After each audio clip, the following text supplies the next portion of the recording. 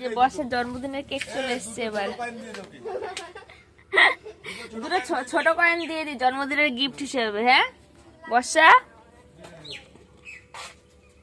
বর্ষার জন্মদিনের কেক এটা। আজকালকার পোলা পান। বর্ষা কেকটা একটু কাট।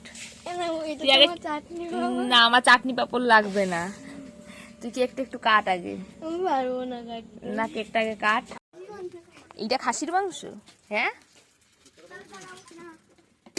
আবার ওইটা কি বের করছিস? এই যে বর্ষার খাসির মাংস। ও বাবা, আবার এই যে বিরিয়ানি। বর্ষা আজকে সকাল থেকে আমাকে অনেক কিছু খাইয়েছে, তো বর্ষা নিজেরই মনে হলো এত কিছু খেয়ে তো আমার অ্যাসিডিটি হয়ে যেতে পারে, আমাকে হজম করানোর জন্য তো কিছু দিতে হবে। এই একটা জিনিস বর্ষা আমাকে অরিজিনাল খাওয়ালো, যেটা আমাকে হজম করার জন্য খাওয়ালো। সেটা হচ্ছে এই যে